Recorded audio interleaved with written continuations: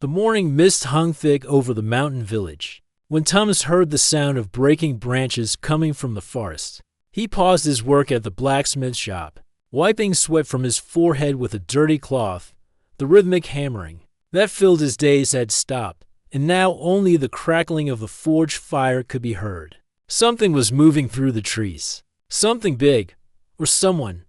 Thomas had lived in this small village his entire 23 years. He knew every sound the forest made: birds singing at dawn, deer stepping carefully through fallen leaves, even the occasional wolf howling in the distance. But this was different. This sounded like someone running, stumbling, trying to get away from something. He set down his hammer and walked toward the edge of the village where the forest began. The trees were tall and dark, creating shadows even in the middle of the day. Most villagers avoided going too deep into these woods. There were stories about bandits and wild animals, though Thomas had never seen either. A figure burst through the bushes, moving so fast they almost knocked him over. It was a young woman, probably around his age, with long dark hair that was tangled and full of leaves. Her dress was torn in several places, and mud covered her from head to toe. She looked back over her shoulder as if expecting someone to follow her. When she saw Thomas standing there, she stopped so suddenly that she nearly fell. Her eyes were wide with fear, and she was breathing so hard she could barely speak. "Please," she whispered, grabbing his arm. "They're coming. I need somewhere to hide." Thomas looked past her into the forest but saw nothing. No movement, no sounds of pursuit. Just the normal quiet of the woods. "Who's coming?" he asked, but she just shook her head. "Bad people. Please, I don't have much time." There was something about the way she spoke that caught his attention. Her voice was soft and clear, not like the rough way most people in his village talked. Even covered in dirt and obviously frightened, she held herself straight, like someone used to being respected. Thomas made a quick decision.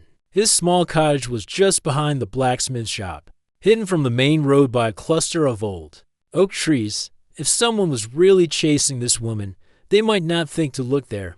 "This way," he said, leading her round the back of his workshop. His home wasn't much to look at. Just 2 rooms, a small kitchen, and a sleeping area. The furniture was simple wood that he had made himself during quiet winter evenings, but it was clean and warm, with a stone fireplace that kept the cold mountain air outside where it belonged. The woman sat down heavily in his only good chair, still looking toward the door as if expecting it to burst open at any moment. Thomas brought her a cup of water from the well outside, and she drank it so quickly that some spilled down her chin. "Thank you," she said. And again he noticed how differently she spoke compared to everyone else he knew. "What's your name?" Thomas asked, sitting on a wooden stool across from her. She hesitated for a long moment, as if she wasn't sure what to say. "Catherine," she finally answered. "My name is Catherine." Thomas introduced himself and asked where she had come from. Catherine's story was simple but strange. She said she had been traveling with a small group to visit relatives in a distant village when bandits attacked them on the mountain road. She had managed to escape into the forest but had been running for 2 days, trying to stay ahead of the men who were chasing her. But something about her story didn't quite fit together. If she had been running through the forest for 2 days, how was she still so clean underneath all that mud? And why did her hands look so soft, without the calluses that came from hard work? Thomas decided not to ask too many questions. Whatever. The truth was, this woman needed help, and he had been raised to help people when he could. Over the next few hours, Catherine began to relax. Thomas gave her some of his sister's old clothes that had been left behind when she married and moved to another village. While Catherine cleaned up, Thomas prepared a simple meal of bread, cheese, and dry meat. When she returned from washing, Thomas was surprised by how different she looked. The mud was gone, revealing smooth skin that was lighter than that of most people who spent their days working outside.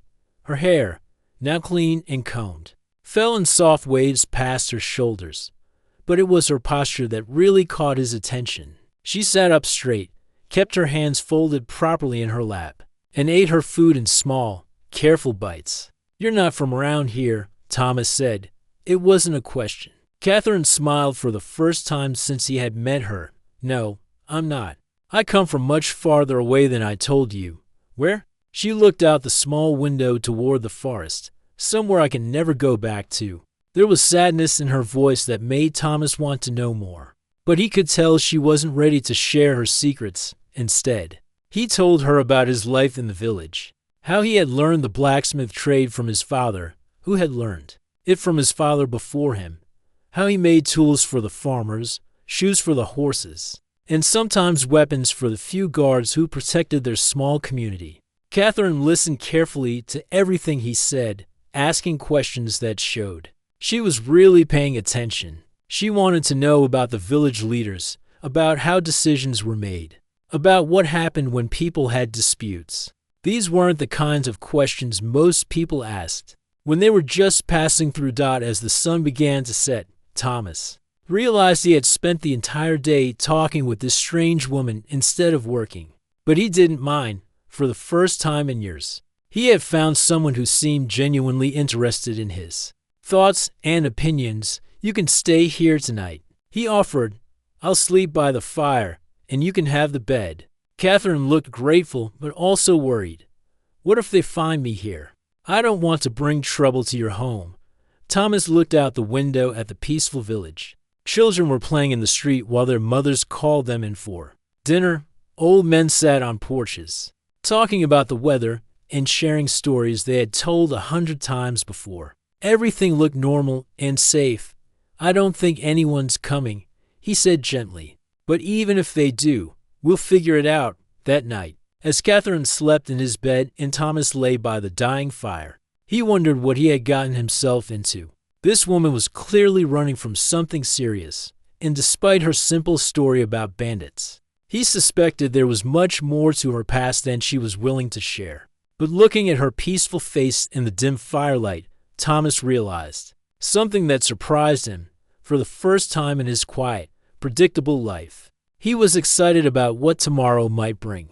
2 weeks had passed since Catherine arrived in the village, and Thomas was starting to realize just how different she really was. Every morning, she would wake up before dawn and prepare breakfast with ingredients he didn't even know he had. She could turn his simple flour, eggs, and milk into bread that tasted better than anything the village baker made. Where did you learn to cook like this? Thomas asked one morning, watching her add herbs to a pot of soup. Catherine smiled but didn't answer directly. My grandmother taught me many things when I was young. It was always like this with her. Every question led to a vague answer that told him nothing while seeming to tell him everything. But Thomas was patient. He had learned that pushing Catherine for information only made her close up. Like a flower at night. The villagers had started to notice her, of course, in a place where everyone knew everyone else's business. A new face couldn't stay hidden for long. Thomas had introduced her as his cousin from a distant village, who had come to help him with his household after losing her family to sickness. It was a common enough story that most people accepted it without too many questions. But Catherine made accepting her easy. When old Mrs. Henderson's grandson came down with a fever that wouldn't break, Catherine showed up at their door with a mixture of herbs that had the boy feeling better within hours. When the village children couldn't understand the letters the traveling teacher was trying to show them, Catherine sat with them in the town square and had them reading simple words. By the end of the week, she's got a gift, Mrs. Henderson told Thomas one afternoon. That cousin of yours knows things most folk don't. Thomas nodded. But inside he was wondering the same thing. Catherine knew which plants could heal wounds and which ones could make someone sick. She could read not just their local language, but also the fancy writing that came on official documents from the capital. Once, he had even heard her speaking in a completely different language while she thought he was sleeping. The most puzzling thing was how she acted around the village leaders. When the mayor came to visit Thomas's shop, Catherine would disappear until he left. If the tax collector rode through town, she would find urgent work to do inside the house. But Thomas noticed that she always positioned herself where she could see and hear everything that was happening. Why do you hide from the important people? Thomas asked her one evening as they sat by the fire. Catherine was mending one of his shirts, her needle moving in perfect, tiny stitches that his own mother would have admired. "I don't like drawing attention to myself," she said without looking up from her work. "But you're not afraid of anyone else. You helped deliver Mrs. Chen's baby last week, and you stood up to those drunk merchants who were bothering the baker's daughter." She set down the shirt and looked at him with those dark eyes that seemed to see everything. "Some people are more dangerous than others, Thomas. The ones with power are often the ones you need to fear the most." There was something in her voice that made Thomas think. She wasn't just talking about their small village. It sounded like the voice of someone who had learned this lesson the hard way. As the days went on, Thomas began teaching Catherine how to help him in the blacksmith shop. She was surprisingly strong for someone with such soft hands, and she learned quickly.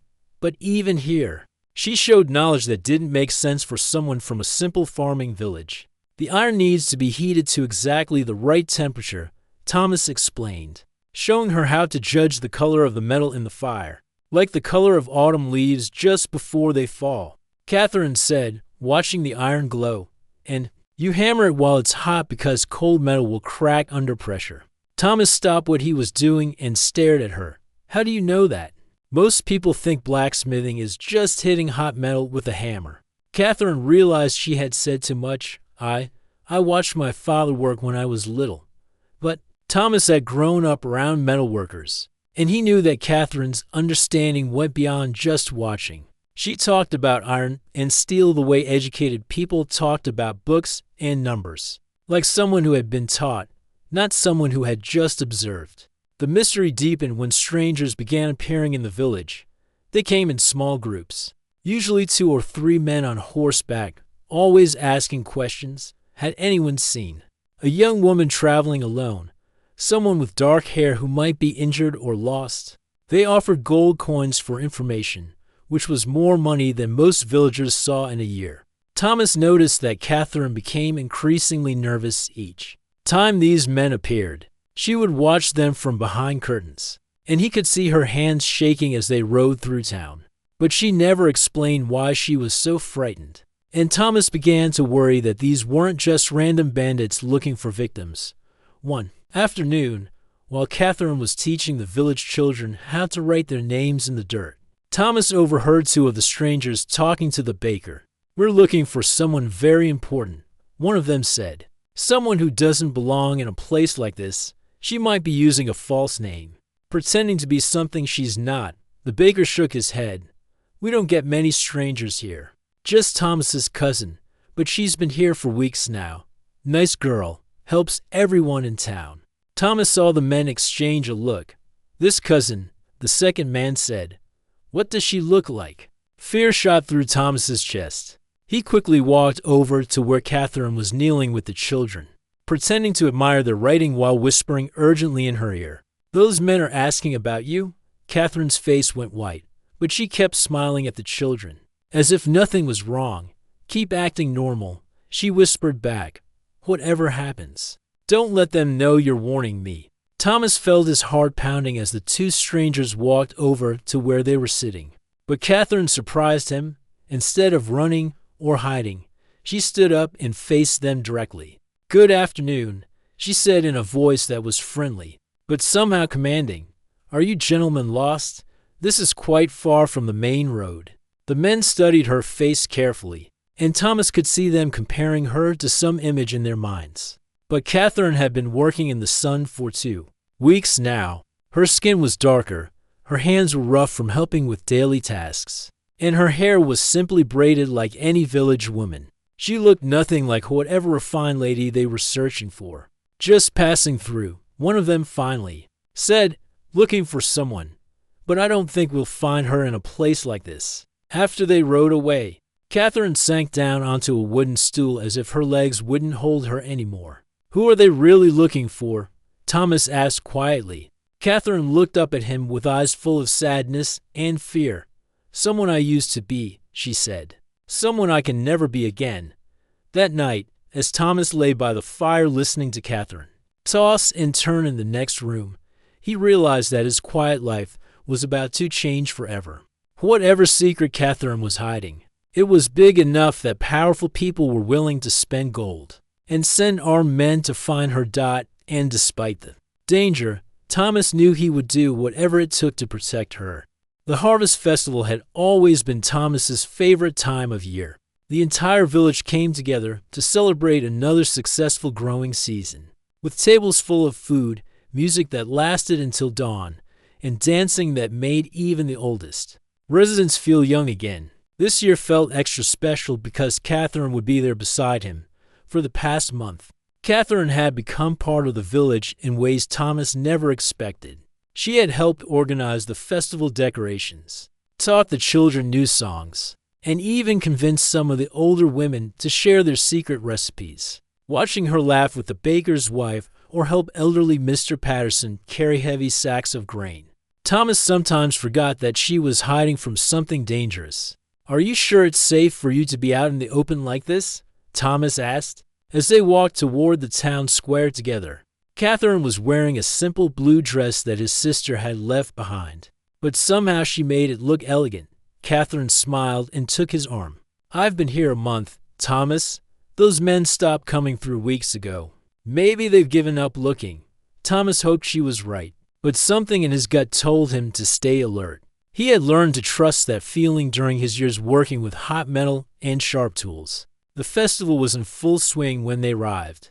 The smell of roasted meat and fresh bread filled the air, while children ran between the adults playing games their grandparents had taught them.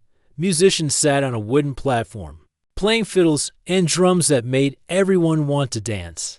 Catherine seemed more relaxed than Thomas had seen her since the day they met. She clapped along with the music, helped serve food to the families, and even joined in when the village women started singing old folk songs for a few hours. It felt like she truly belonged here. "She's good for you," Mrs. Henderson said, appearing beside Thomas with a cup of apple cider. "Your cousin has brought some life back into your eyes." Thomas nodded, watching Catherine show a group of young girls how to braid flowers into their hair. "She's not really my cousin," he admitted quietly. Mrs. Henderson raised an eyebrow but didn't seem surprised.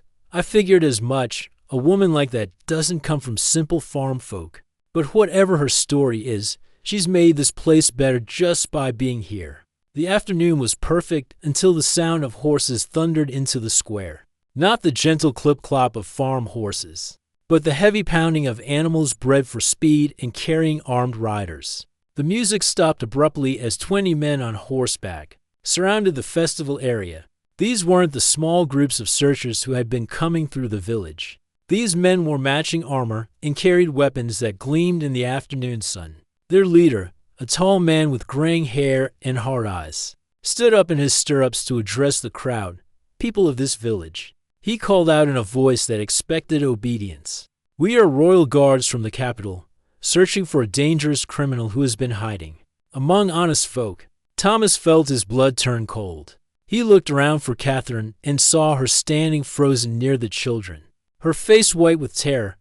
"The woman we seek is a traitor to the crown," the guard captain continued. "She goes by many false names, but her real identity is Queen Catherine Anastasia, who fled her kingdom rather than face justice for her crimes." A gasp went through the crowd. Thomas felt like the ground was moving under his feet. Queen Catherine, the woman who had been mending his shirts and teaching village children to read, was royalty. "She is extremely dangerous," the captain went on. "Anyone who has been helping her hide will be considered an enemy of the state." Thomas saw Catherine trying to back away slowly, moving toward the edge of the square where the forest began. But one of the guards spotted her movement and pointed. "There, that's her." What happened next felt like a nightmare. The guard captain raised his hand, and several of his men lifted crossbows. But Thomas could see immediately that these weren't meant to capture. The bolts were designed to kill, their metal tips glinting with something that looked oily and dark. By order of the new king, the captain shouted, "The false queen must die." Catherine turned to run, but she was too far from the forest. The guards were already aiming their weapons, and Thomas could see the fear in their eyes. Not fear of Catherine, but fear of what would happen to them if they returned without completing their mission. Time seemed to slow down as Thomas realized what was about to happen. The woman he had come to love, the person who had brought joy and purpose back into his simple life, was about to be murdered in front of the entire village. And there was nothing anyone could do to stop it, except there was. Thomas had spent years learning to judge distances and timing in his blacksmith work. He knew exactly how long it would take for those crossbow bolts to reach their target. He also knew that he was standing in the perfect position to intercept them. He didn't think about the consequences. He didn't consider what it would mean for his own life. He just moved. "Catherine," Thomas shouted, and began running. The guards released their weapons at the same moment. Thomas threw himself between Catherine and the flying death. He could hear her scream his name behind him, but his focus was entirely on the 3 dark bolts spinning through the air toward them. The first one hit him in the left shoulder, spinning him round. The second caught him in the chest, driving the air from his lungs. The third grazed his neck, leaving a burning line of pain.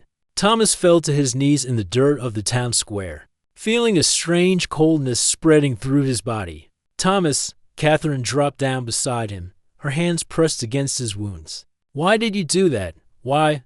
Thomas tried to answer, but the words wouldn't come. The poison on the arrows was working fast, making his vision blur and his limbs feel heavy, but he could still see Catherine's face above him, tears streaming down her cheeks. "Because I love you," he managed to whisper. "No matter who you really are." Round them, chaos erupted. Some of the guards were trying to get to Catherine, while others seemed confused about what they were supposed to do now that they had shot an innocent villager. The townspeople were shouting and crying, not understanding how their peaceful festival had turned into a scene of violence. But Catherine was no longer the frightened woman who had been hiding for a month. As she knelt beside Thomas's bleeding body, something changed in her face. The fear was gone, replaced by a cold anger that made even the armed guards step back.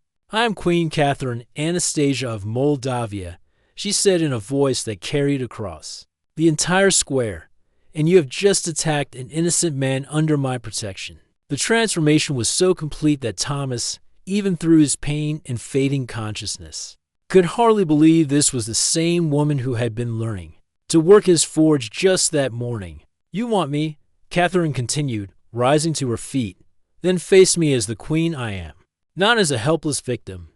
The guard captain hesitated, clearly not expecting this response. In that moment of uncertainty, Thomas heard something that gave him hope even as the poison continued its deadly work. The sound of more horses approaching. But these riders were different, and when Catherine saw them, she smiled for the first time since the guards had arrived. "It seems," she said to the captain, "that your information about who controls my kingdom might be somewhat outdated." As Thomas's vision darkened, the last thing he saw was Catherine standing over him like a fierce protector, ready to fight the entire world if necessary to keep him safe, just as he had done for her. The poison was moving fast through Thomas's body, but his mind was still clear enough to understand what was happening around him.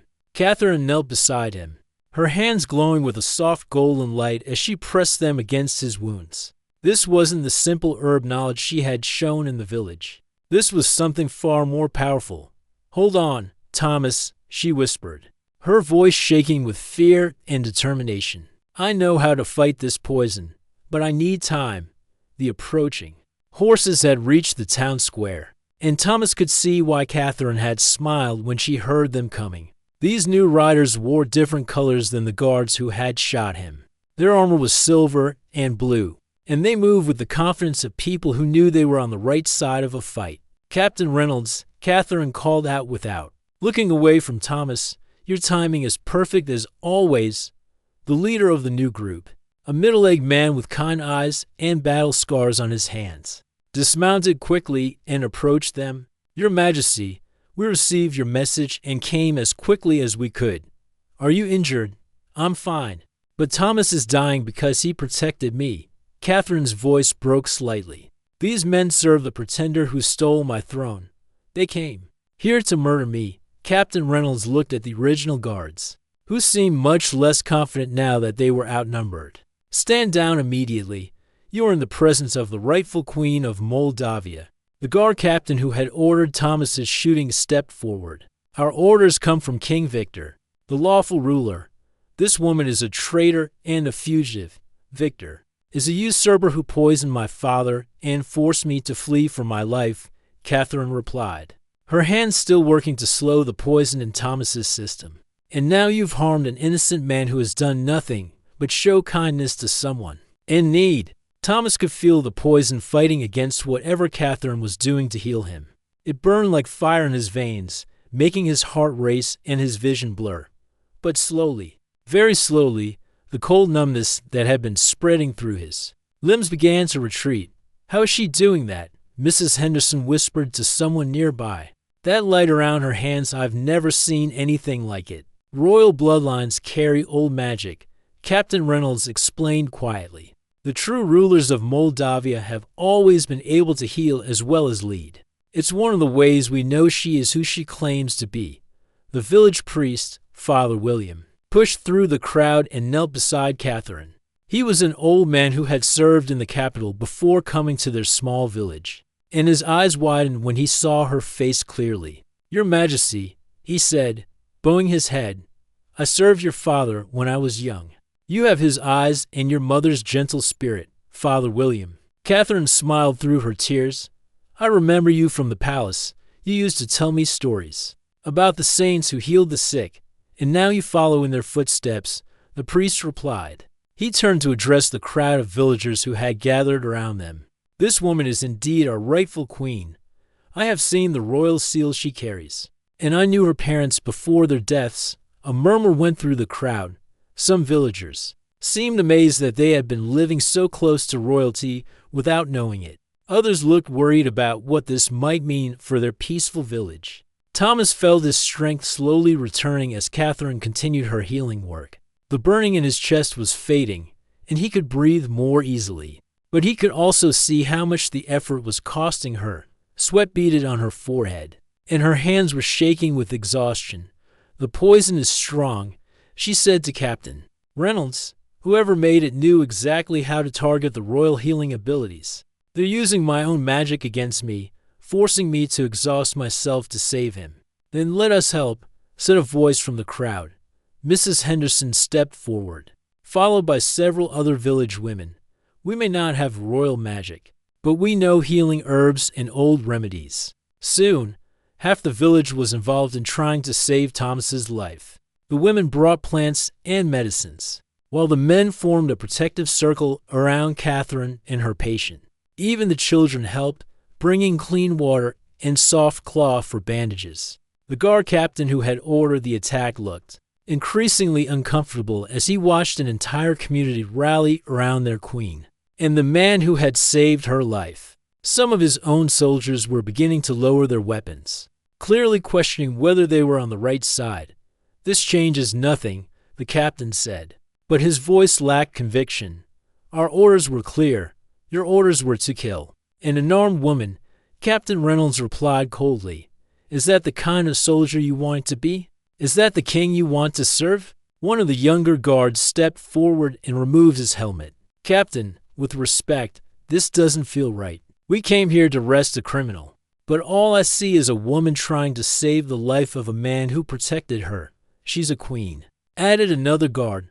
"Look around you. These people love her. They're willing to fight for her. Would they do that for someone evil?" The captain looked around the square at the faces of the villagers. He saw determination, loyalty, and love. These weren't people who had been forced to support Catherine. They had chosen to protect her because of who she was, not what title she held. Thomas opened his eyes fully for the first time since the arrows had hit him.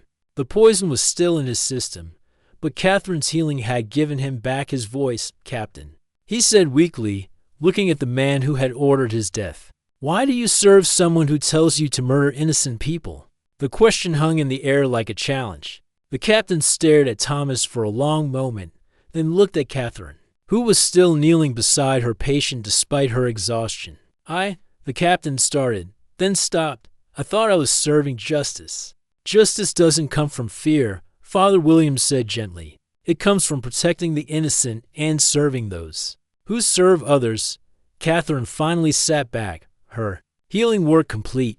Thomas was pale and weak, but the poison had been neutralized. He would live. "Captain," she said to the man who had tried to kill her, "I don't want your death or punishment. I want your loyalty given freely, not taken by force." "Your Majesty," the captain said, and for the first time there was respect in his voice. Perhaps we have been following the wrong orders." One by one, the guards who had come to arrest Catherine began laying down their weapons, not in surrender, but in recognition that they had found their true queen. As the sun began to set over the village square, Thomas realized that everything had changed. Catherine was no longer hiding from her past. She was ready to reclaim her future. And somehow, impossibly, he was going to be part of that future. The village that had sheltered them both had become the place where a queen remembered who she was meant to be, and where a simple blacksmith learned that love was worth any sacrifice. 3 months had passed since the day Thomas nearly died in the village square, and the world around them had changed in ways no one could have imagined. Catherine's healing had saved his life, but the poison had left its mark. Thomas walked with a slight limp now, and cold weather made his chest ache where the arrow had struck. But he was alive, and that was more than anyone had dared hope for in those terrifying moments. The village had become the temporary capital of Catherine's growing movement to reclaim her throne.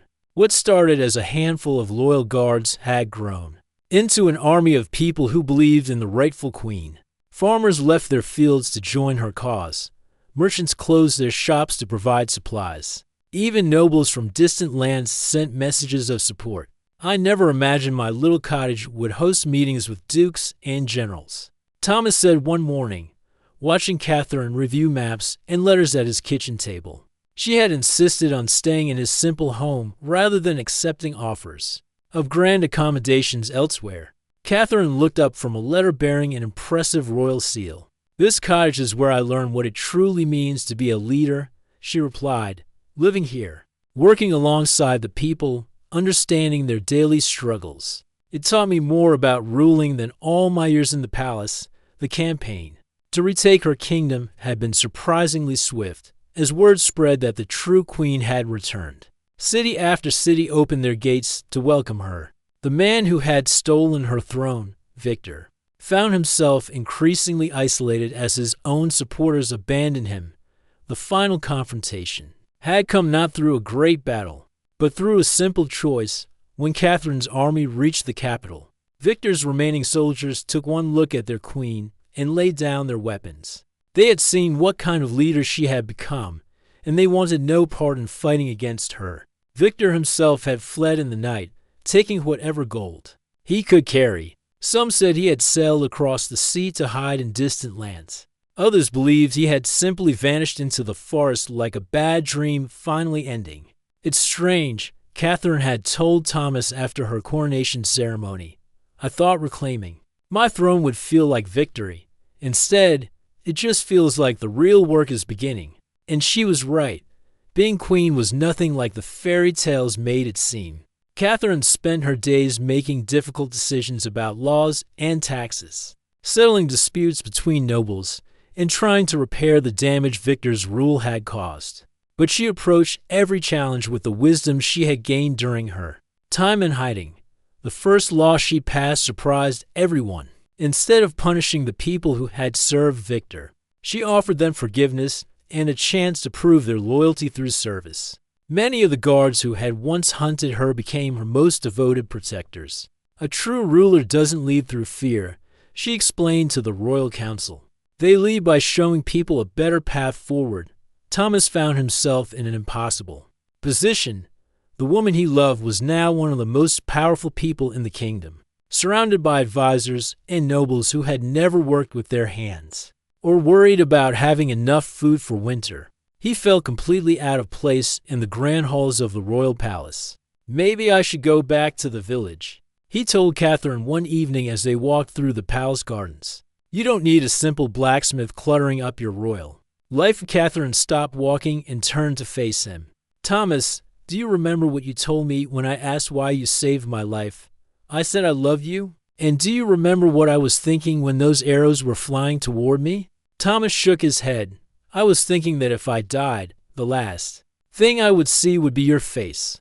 And I realized that was exactly how I wanted to leave this world. Because in all my years as a princess and then as a queen, you are the only person who has ever loved me for who I am, not what I am. She took his hands in hers, and Thomas noticed that despite all her royal duties, her palms still had small calluses from their time working together in his forge. I need you, Thomas. Not because you're royal, or wealthy, or powerful, but because you're good. Because you make me remember what really matters. Because when I'm with you, I'm not just a queen, I'm Catherine. The wedding ceremony 6 months later was unlike anything the kingdom had ever seen. Instead of a grand affair in the cathedral, Catherine chose to marry Thomas in the village where they had met. The same town square where he had nearly died. For her became the place where they promised to spend their lives together.